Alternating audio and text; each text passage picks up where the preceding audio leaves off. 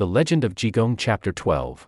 Today, we are stripping away the incense, the polite chanting, and the serene statues to look at a version of Buddhism that is. Well, let's just say it is not what you would find on a meditation app. Not even close. We are heading into the streets of Song Dynasty China to meet a figure who breaks every single rule in the book. Breaks the rules is, putting it lightly, if you are picturing a monk sitting under a Bodhi tree, you need to detach from that image immediately. Okay. We are looking at chapter 12 of the Jigong Quanswan. This isn't some parable about finding inner peace. It's about a ragged, meat-eating, wine-drinking monk who operates more like a chaos agent than a holy man. Jigong, the mad monk. And honestly, reading this chapter, he feels less like a religious figure and more like a performance artist or, a very sophisticated prankster. That is the perfect way to frame it. We really need to understand why he acts this way. Right, the context. The source material paints a picture of a society that is fundamentally broken, economically and, morally too. Jigong isn't just being weird for the sake of it. He is engaging in a very specific, very aggressive type of social engineering. Social engineering is a very polite way of saying he is running scams. Essentially, yes. But he is scamming a corrupt system. To understand the scam, we have to understand the setting. We are in Linen, which is modern-day Hangzhou. It's the southern Song dynasty. And usually when you read about this era, it's all poetry and beautiful landscapes around Westlake. But this text, it starts somewhere very different. It starts in the gutter, literally. Yeah. We open on a crowd gathering around a man named Ma Piran. And this isn't a local color scene. It is a tragedy in progress. It really is. The guy is just standing there completely destitute, holding his 14-month-old baby. And he's trying to give the child away. Yeah. To anyone who will take it. It is a brutal opening. And the text is so specific about Ma Pi, it calls him a useless scholar. Can we pause on that for a second? That archetype seems really important. It is crucial for understanding the social hierarchy. In this period, the scholar was supposed to be the pinnacle of society, someone who passed the imperial exams, the elite. But Ma is the flip side of that coin. He knows the classics, he can write poetry, but he has zero survival skills. None. The text says he squandered his family fortune. He is wearing a robe with 7 different patches. He is the definition of educated obsolescence. The ivory tower crashing into the pavement. Exactly. He is completely unequipped for the real world. His wife has left him, allegedly to find needlework, though Ma implies she is gone for good, and he is planning to hand off the baby and then commit suicide. It is absolute rock bottom, but here is what's so interesting to me. The text doesn't just say he's bad with money. It draws a direct line from his poverty to high-level political corruption. You caught that. It is a detail a lot of people miss. This isn't just personal failure, it's systemic. So he actually had a job. He did. He was a bookkeeper for a boat owner, a guy named Wu Bo Zhu on Westlake. It should have been stable work. But the business collapsed. And it collapsed because of one man, Wang Xingxian, nicknamed Flower Taisui. Taisui, that refers to those fierce guardian gods in Chinese astrology, right? So it's like calling him a tyrant. Exactly, a local terror. But he isn't just some random thug. He is the brother of Prime Minister Qin Hui. Okay, stop there. For anyone who doesn't know Song history, Qin Hui is the bad guy, the ultimate villain. He's the one who betrayed the famous general Yu Fei. He is historically synonymous with treason and corruption. So this local bully has the highest political cover imaginable. Precisely. So Wang Shengxian uses his brother's political cover to act like a mafia boss. He kidnaps women, beats up locals, extorts businesses. The result, the text says people just stopped going to Westlake. The whole tourism economy died. The boat rental business tanked. Ma lost his job. Exactly. So Ma Piran isn't just a loser. He is collateral damage of a corrupt administration. The economy was strangled by the guys at the top. He is a symptom of a rotting system. And the crowd's reaction to him confirms this. There's a moment where an old man actually steps forward to take the baby, out of kindness. But a bystander jumps in and stops him. Yeah, that part was infuriating. The bystander basically says, don't do it. This guy is a scammer. He is just going to come back later and extort money from you, saying you stole his kid. Just think about how low social trust has to be for that to be the default assumption. The bystander isn't even trying to be cruel. He thinks he is being street smart. He assumes charity is a trap. That is the world. Ma is living in a world where kindness is a liability. And into this cynical, broken, suspicious atmosphere walks Jigong. And the entrance is classic. He pushes through the crowd, looking like a beggar, tattered robes, dirty face. But he immediately destabilizes the whole situation. He asks for the baby, but before Ma can explain anything. He reveals he knows everything. Everything. He lists Ma's name, his former boss, his address, and the fact that his wife is alive. It's spooky. This is the holy fool trope, right? He looks crazy, but he has this supernatural clarity. He sees the data points that others ignore, and then he refuses the baby. Which is actually the most practical thing anyone has said so far. He's like, I can't take him. He still needs milk. Right. But he pivots. He tells Ma, I won't take your kid, but I will fix your life. I'll reunite you with your wife, and I'll get you a job. He offers a systemic solution, not a Band-Aid. And as he leads Ma away, Jigong starts singing. I want to drill down on this song because on the surface it just sounds like, well, nonsense. He is talking about the 5 elements. He is singing about how fate and the 5 elements control success and failure. He contrasts the capable people who are suffering versus the incapable people riding high on horses. It sounds a bit fatalistic, though. Like, oh, well, the stars are aligned against you. Sorry, buddy. It is fatalistic, but with a twist. He is acknowledging that Ma's suffering is structural. It is fate, or the system. But, and this is the key paradox of Jigong, while he preaches that fate is fixed, he actively intervenes to break it. So he's basically saying, The world is rigged, so I am gonna cheat. And that leads us to the cheating part. Because to help Ma, Jigong decides he needs to go to a birthday party.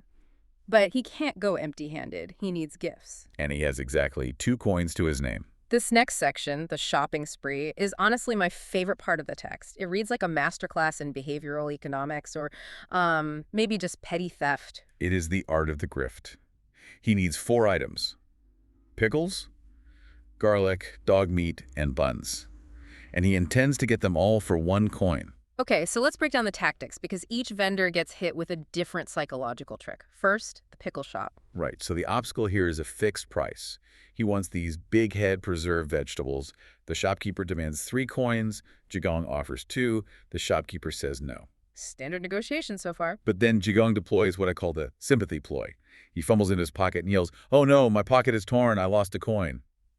He shows the shopkeeper he only has 1 coin left in his hand. So he creates a false constraint. Exactly. He guilts the shopkeeper. He says, look, I'll give you this 1 coin now, and I promise to bring the other one tomorrow. The shopkeeper, feeling pity, or maybe just wanting to get rid of this loud monk, agrees. So he gets 3 coins worth of pickles for 1 coin, and a promise we all know he won't keep. Not a chance. Okay, next is the garlic stand. This one is arguably more devious. It is a classic inventory confusion tactic. The garlic is 1 coin per head. Jigong pays his last coin, he gets the garlic, transaction done. Or so you'd think. Then he inspects it and says, this one is rotten, swap it for me. The vendor hands him a fresh one. Jigong takes the fresh one. But he doesn't give the rotten one back. He just pockets both and walks off. Wait, he just walks off. The vendor doesn't stop him. It happens too fast. It's about overwhelming the vendor's processing speed. By the time the guy realizes he is down a unit of inventory, Jigong is already gone. Ruthless. Okay, next. The dog meat seller. And we have to mention, a Buddhist monk eating meat, especially dog meat, is a massive taboo. A huge one. It is meant to be shocking.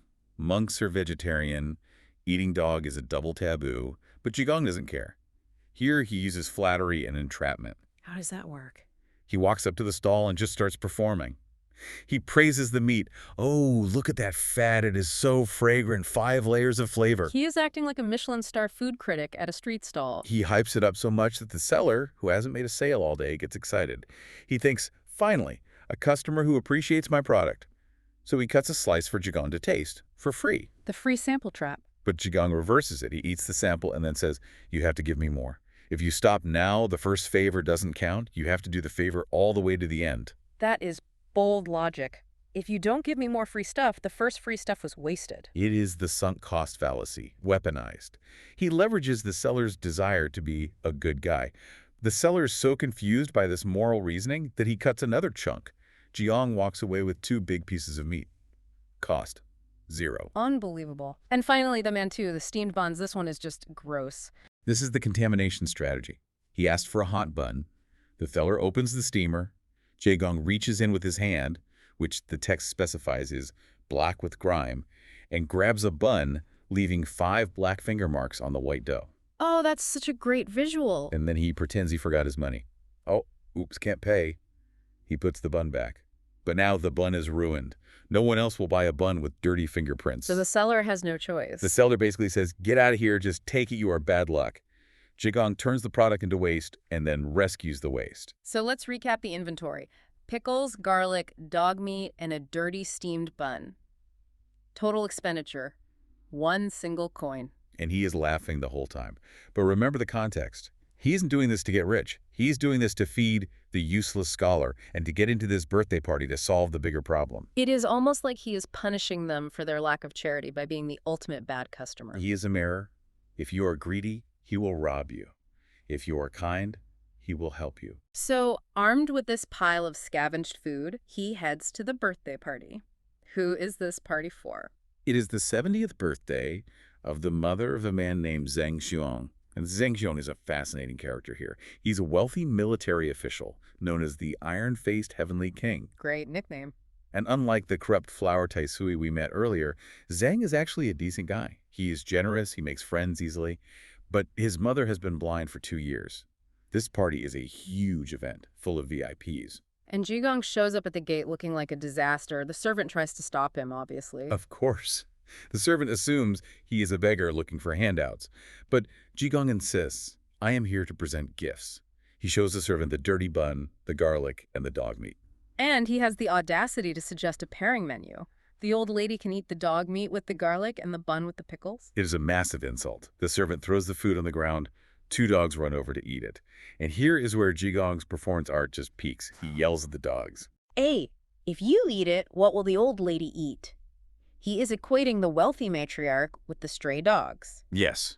Then he picks the dirty food up off the ground, now covered in dust and dog slobber, and hurls it over the garden wall into the party, shouting, "Gifts are here!" Imagine being a guest inside. You are drinking wine, eating peaches, and suddenly a hunk of dog meat flies over the wall. It creates chaos, but it gets him inside, or at least it forces a confrontation. And this leads us to the final critical contrast of the episode. Right, because inside the party, there is another monk. Monk Guanghui. Guanghui is the anti-Jigong. He is well-dressed, clean, handsome, and he brings incredible gifts. Silver candles, expensive wine, sheep, silk. So he looks like the good monk. Visually, yes. But the text gives us access to his internal monologue. He isn't there because he respects Zhang Shan. He is there because he knows the garden is rumored to be haunted. Ah, there's the angle. He is investing these expensive gifts as a loss leader. A loss leader, like a business strategy. Exactly. He spends money on gifts now, so that when the haunting inevitably starts, he can secure the contract for the exorcism and charge a massive fee. Yeah. It is purely transactional. He's a businessman in a robe. That is such a sharp critique. You have Jigong, who steals buns to help a poor scholar, and Guanghui, who gives silver to exploit a rich family. And Guanghui is arrogant. When one of the guests, a guy named Yang Meng, asks him if he knows Jigong, Guanghui just sneers. He calls Jigong his crazy nephew and says, he wants to learn from me, but I don't have the time to teach him. He is trying to establish a hierarchy. I'm the CEO monk, he is the intern. But he totally miscalculates. Yang Meng actually knows Jigong's reputation. He knows Jigong has real spiritual power.